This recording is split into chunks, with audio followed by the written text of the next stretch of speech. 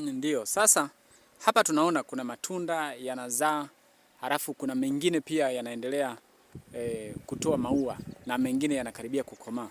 Unaweza ukatueleza ni kwa nini inakuwa hivi kwenye haya maua? Kiufupi, haya maua yanatengenezwa msimu ukifika. Mti ambao umeshazoea kuzaa ni mzazi tu, huwa hauwezi kubadilika. Kwa somo la kijiografia wanasema mzazi ni mzazi. Kwa hiyo muda ukifika wa kuzaa lazima utoe maua mengine kwa hiyo uzazi mwingine. Kwa hiyo ndio formula yake nayo kuja. Kama unavyoona kwa maua mengine bado yanaandaliwa, lakini bado kuna matunda ambayo yanaendelea kulishwa chakula. Mara ngapi parachichi inazaa kwa mwaka? Yaani uzaaji wa maua? Maua inazaa mara 3 kwa mwaka. Mara 3.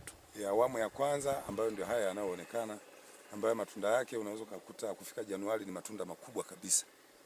Haya ndio maua ya awali ambayo yanawaisha sana. Ni mara chache sana kwenye mti huu. Kwa matunda ya awali huwa yanabeba matunda machache sana, lakini kwa awamu ya pili inazidi kuongezeka kwa sababu inazaa machache kulingana na inalisha matunda ya namna hii. Kwa hiyo ndio maana inaweka maua machache, lakini bado haya yataleta matunda vile vile. Mwalimu, kwa maana sasa michumo harisi ni michumo mingapi jumla, kwamba sasa nimevuna kwa mwaka michumo mingapi na matunda imetoa mara ngapi? Kwa kawaida haya matunda tunaweza kuchuma mara 3 mpaka mara 4. Mara 3 kwa namna ya viwango vile vinavyostahili, kwa sababu matunda ya awamu ya kwanza haya ni awamu ya pili. Matunda ya awamu ya kwanza ni yale ambayo unayaona kwenye rangi kama hii. Haya tunaona yamegeuka rangi, yameshakomaa. Ndio. Kwa hiyo hili ni tunda la awamu ya kwanza. Inatofautiana kidogo na tunda aina hii. Hii ni aina ya pili, hii ni aina ya kwanza. Ni tunda ambalo limeonekana limekomaa. Na matunda yanaweza kuishi muda gani kwenye mti yakiwa yamekomaa kabla ya kuchumwa? Haya yanaweza kaenda miezi 8 mpaka kuendelea mpaka 10 hata 12. Bado linaendelea kuvumilia na kuwepo kwenye mti. Kwa hiyo linaweza likawa limeshakomaa, lakini huwezi kuchuma ukaamua kuliacha mpaka miezi 12. Ndio. Likiwa bado kwenye mti. Haliwezi kudondoka pengine, au taratibu zikoje? Kuna dawa mnatumia? Hakuna dawa ya kutumia. Haya matunda ni asili yake, kwa sababu tunda aina ya hasi ni tofauti na matunda mengine. Hasi mojawapo sifa yake ni kuvumilia kwenye mti, kushikilia. Hili linaweza kageuka rangi zaidi ya hapa na bado likashindwa kudondoka kwenye mti. Linavumilia sana na ganda lake ni gumu na nifumbo zake zinavumilia, tofauti na matunda ya kienyeji. Ndiyo. Matunda ya kienyeji asili yake likisha komaa kwenye mti huwa linafika stage linadondosha mti chini. Okay. Kwa hiyo ni tofauti na haya. Aina ya hasi linavumilia sana kwenye mti. Ni asili yake. Asili yake. Ndio. Kwa kumbe ninaweza nikawa sasa sijaamua kuvuna sasa kwa sababu ya soko, nikaamua kuja kuvuna wakati wa soko. Ni kweli kabisa, kwa sababu matunda haya unaweza hata hili ukalivumilia ukaja kuvuna mwezi wa 8, wa 9, wa 10, bado utalikuta lipo vile vile, ila rangi yake itakuwa imebadilika. Itakuwa brown zaidi kama linavyozidi kuonekana. Ndio. Litakuwa brown lote kutoka hivi linavyoonekana kote litazunguka katika mzunguko huu. Okay. Itakuwa brown zaidi. Kwa hiyo unaweza kaja kuvuna hata mwezi wa 10. Ndio. Na bado tunda lipo kwenye mti. Kwa hiyo kama haya yaliyokuwepo, haya ni bado muda wake wa kutoa, kwa maana kijani bado yanaendelea kulisha chakula kama yanavyoonekana, kwa sababu bado rangi yake tunaona bado lina mng'ao. Ndio. Likiwa linazidi kukomaa linabadilisha rangi, mng'ao unapungua.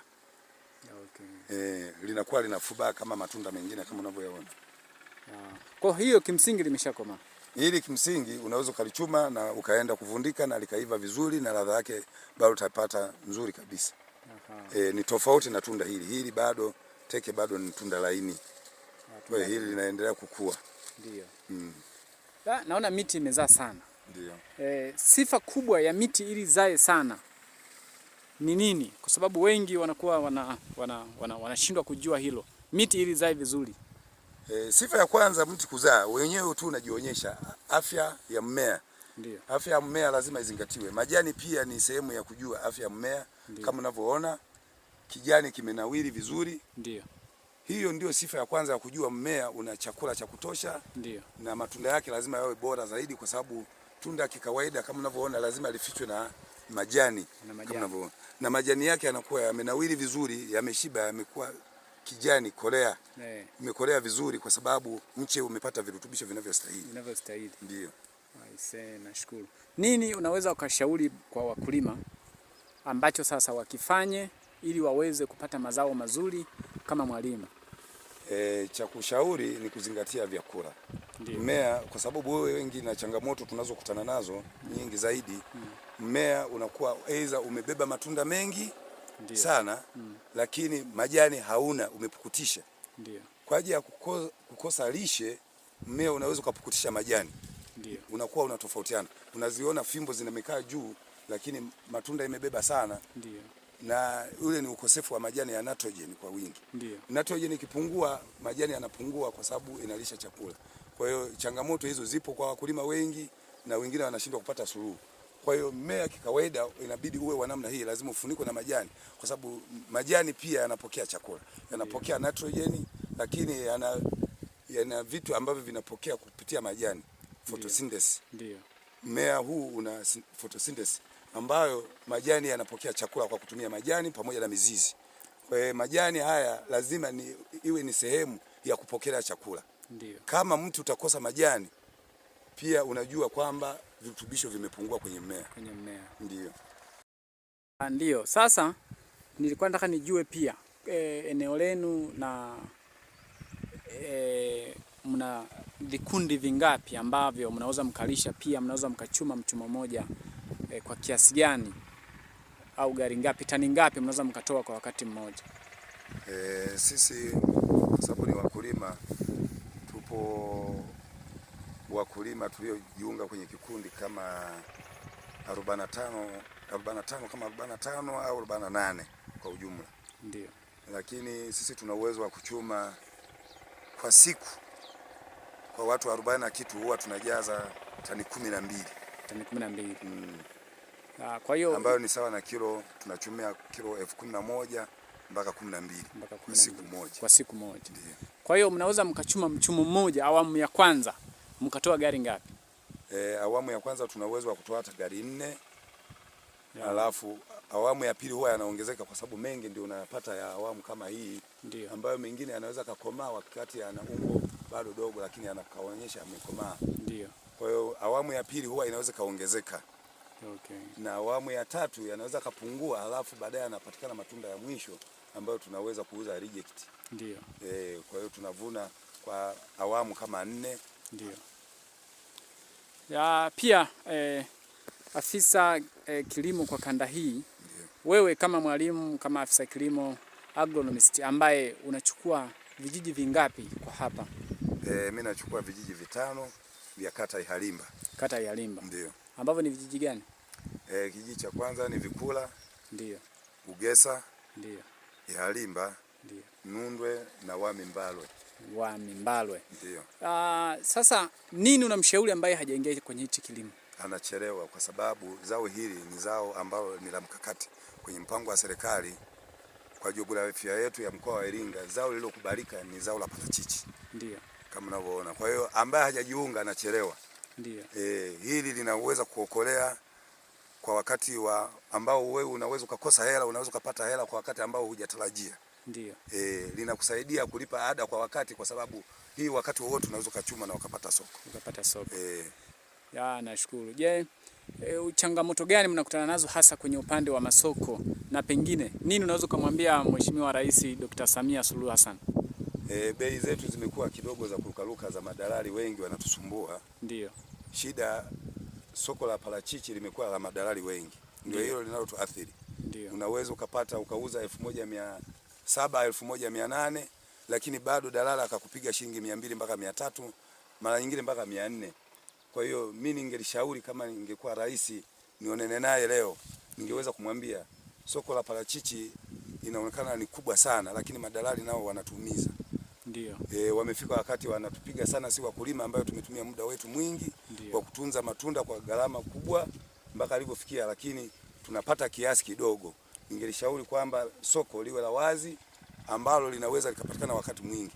Sasa soko letu linakuwa la msimu kulingana na hali halisi ya jiografia. Mara soko wanasema Ukraine kuna vita, huku kuna hili. Soko letu limekuwa la kusuasua sana. Linasuasua hilo. Ndio.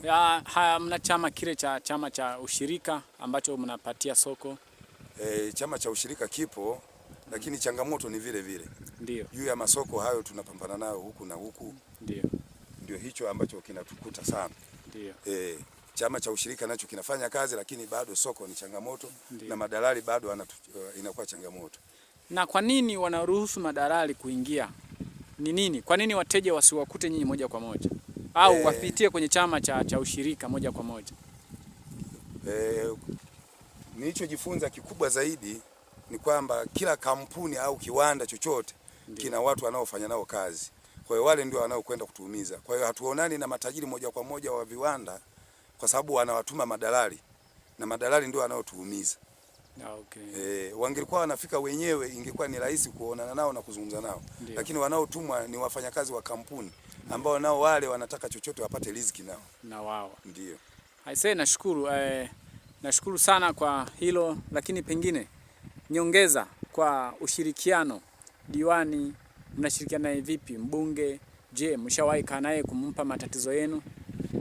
Diwani tumekuwa naye karibu kwa sababu ni mtu ambaye anatoka kata ya Halimba, kijiji cha Vikula. Kwa hiyo tumekuwa anatusapoti sana kwa kutupigania.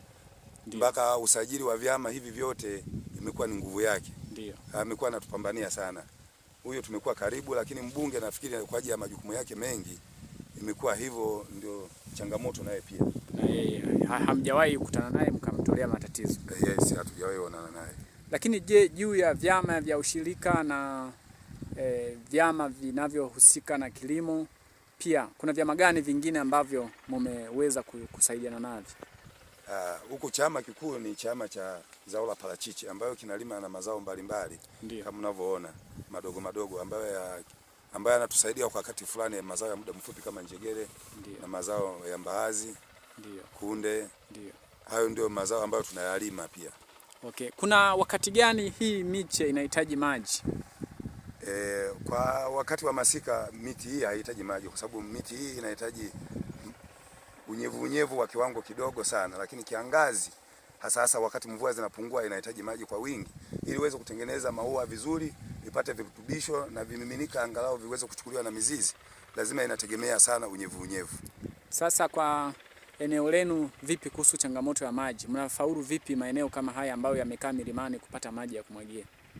Juu ya umwagiliaji huku kwa jiografia yetu imekuwa changamoto. Mito ni ambayo inakauka, hatupati maji, ila tunategemea kama ingekuwa serikali inatusikia ituchimbie visima virefu kwa wakulima wa parachichi.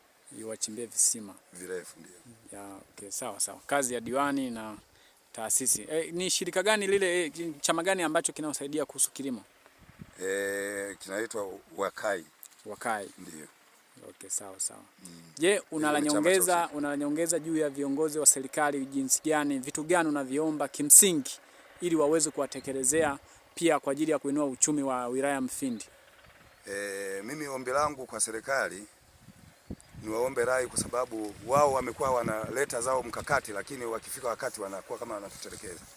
Nilifikiri kwamba ingekuwa ushauri wangu wakulima wawashike mkono kutoka awali mpaka mwisho, mpaka hatima yao, kwa sababu watu wanalima, wengine wamejaa na hofu kwamba mtu anaweza kalima kakosa soko. Wengine anasema hii ni zao ambalo halijulikani hata wapi kwa kuuzia. Kwa hiyo ningeliomba kusema wawashike mkono wakulima ili inapotokea jambo lolote wao wanahusiana vizuri, mahusiano mazuri na wakulima, ili angalau na wao watoe kero zao na juu ya changamoto ya masoko. Soko imekuwa kama ni changamoto ambayo kila pande, na wengine wamekata tamaa kulingana na soko, wakihofia kusema hawataweza kwa wapi kwa kuuzia, lakini soko lipo. Kwa hiyo nilifikiri wawashike mkono na elimu hii iwe endelevu kwa watu ambao wanajiunga leo kulima zao la parachichi, waone soko linawezekana. Ila katika uchache wetu inabidi tuvumiliane angalau kutatua changamoto hizi, na ndio maana tumewekwa watu kama sisi kutoa elimu kwa kilimo hiki kinaendelea kushika hatamu katika serikali, lakini na wao serikali watushike mkono pia. Katika mafunzo yako jinsi ulivyopata, una muda gani toka umejifunza mpaka sasa unazidi kutoa elimu ya kilimo kwa wananchi wa kata ya kata ya hii Halimba? Mimi masomo yangu tangu sasa nilivyoanza nina miaka 5. Una miaka 5. Ndio. unatoka hapo, je, changamoto gani umekutana nazo wewe kikazi? Changamoto kwa wakati ule, kwa sababu mpango wa serikali ilikuwa ni zao la parachichi. Wengi wao walikuwa bado hawaamini, wanafikiri kama mazao mengine waliowahi kulima kama Artemisia na mazao mengine kama Pareto. Hayo ilikuwa changamoto sana kuwashawishi wakulima kuwa waingie kwenye zao hili waache jingine. Ilikuwa wanaona kama ni jambo lile lile linalokwenda kutokea kwenye mazao mengine. Ndio. Kwa hiyo bado tuzidi kuhamasisha, na waliotuunga mkono wanaendelea kulima na kutunza vizuri kama unavyoona. Kwa sasa hivi unaweza ukachukua kata nzima ya Iharimba, una wakulima pengine wangapi mpaka sasa kwa kata nzima?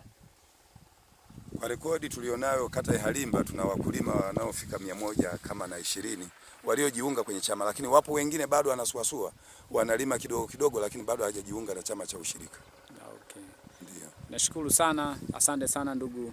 Tumalize kwa jina, unasema unaitwa nani jina? Kwa jina naitwa Jobu Ezalon Mhagama, natokea kijiji cha Vikula, kata ya Iharimba. Ndio. Wilaya Mufindi. Ndio. Sasa naona hapa kuna takataka, matandazo wanaita, au nyasi ambazo zimevunwa pembeni na kuletwa karibu kabisa na kisiki. Halafu pia kuna vikaratasi vimewekwa humu. Sijajua hapa agronomist tutatuambiaje nini kinaendelea hapa, kwa sababu naona miti imekatwa. Baada ya kukatwa miti kuna mti wa zamani umekauka, halafu humu kuna vikaratasi vimening'inia. Utatuambiaje ni nini shida hapa? Hapa ulikuwa mti wa kienyeji, kwa hiyo nimeamua kuubadilisha kuwa mti wa kisasa. Ndio. Kwa hiyo nimeamua kufanya drafting. Ndio. Kama unavyoona, baada ya kuwa umeota mti wa kienyeji ambao ndio huo, nikaamua nifanye drafting kama unavyoona. Kwa hiyo nimeamua kufanya kazi hiyo mwenyewe kwa sababu na utaalamu huo. Ndio. Nikakuta sasa nibadilishe niwe na matunda ambayo ni matunda ya kisasa. Ndio. Lakini katika hilo inabidi uzingatie kanuni zifuatazo. Ndio. Ya kwanza, kutafuta vikonyo. Hiyo ndio shida kubwa ambao wanaipata wengi wanaofanya drafting. Ndio. Wengi wanatumia lugha nyingine ya kusema budding. Lakini kwa somo la kwetu hii, kwa sababu ni tunda aina moja, ni hasi. Ndio. Au ni mparachichi kwa mparachichi, inaitwa drafting. Ndio. Kwa neno la kitaalamu zaidi. Ndiyo. Kwa hiyo shida yake kubwa inakuwa watu kupata vikonyo vinavyostahili. Ndio. Hivi sasa nilivyofanya hii kazi kama unavyoona vimeshapona. Ndio. Nina wiki moja kama unavyoona. Ndio. Hiki kimeshaunga, ni dalili pia. Ndio. Kwa hiyo kupata vikonyo ambavyo vyenye sifa ya kupona haraka.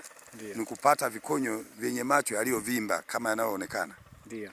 Hii inakurahisishia kuwa kikonyo kile kina glucose ya kutosha. Ndiyo. Ambao kwenda kuunga huku kwenye mti mama ili upone haraka. Ndio. Kikonyo chenye sifa kama hizo kisiwe na macho yaliyosinyaa. Macho yaliyosinyaa ndio hakina sifa, kinachelewesha kupona. Ndio. Lakini hata kikipona hakina uwezo wa ukuaji katika hali ya kasi zaidi. Ndio. Nitawapa somo kidogo. Ndio. Kwa mfano. Ndio.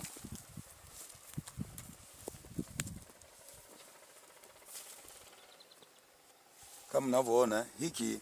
Ndio. Ni kikonyo ambacho kinastahili. Ndio. Ambacho chenye sifa. Huu ni mfano tu ambacho kikonyo chenye sifa kama hizi. Ndio. Kinastahili kufanya drafting. Ndio.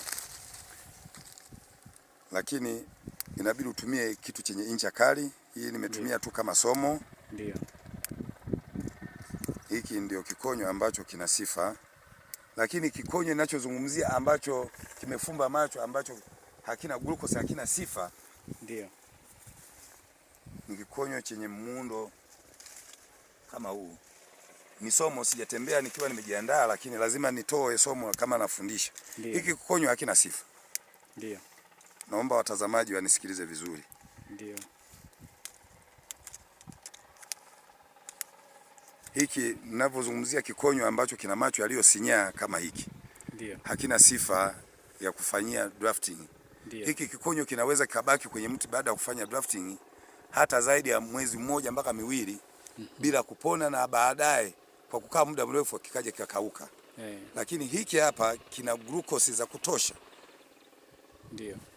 Hiki ndio kinastahili, baada ya muda mchache kinaweza kusaidia wewe kupata matunda kwa haraka, kwa sababu chenyewe kina uwezo mkubwa wa kuunga na kupona haraka kidonda.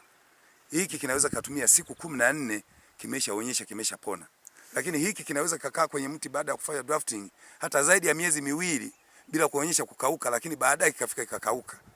Ndio chenye macho yaliyosinyaa. Hakina glucose. Hiki hakina glucose. Ukizungumzia macho kwa mtu anayeona sasa hajui. Hebu hapo ulipo unaweza kutuonyesha macho ni nini? Okay. Hapo. Macho ni haya, macho yaliyosinyaa. Haya ni macho yaliyofim ambayo yamesinyaa. Hiki. Tunatumia neno la kitaalamu kusema ni macho kwa sababu macho yamesinyaa. Ndio. Kwa hiyo haya tunatumia kwa lugha ya kitaalamu kama ni macho yaliyosinyaa. Ndio. Maana yake vile visivyotoa chochote havionyeshi dalili ya kutoa kiua cha aina chochote. Ndio. Na kile ambacho kinaonekana kimevimba kinataka kama tuna ua fulani tunatoka au tumelea fulani tunaota, ndio mnaita macho yaliyovimba. Vikula kata Ihalimba kwenye somo la parachichi wenu Andrew Maranga wa UDF Daycare Mufindi. Asante sana, karibu sana upate elimu ya parachichi.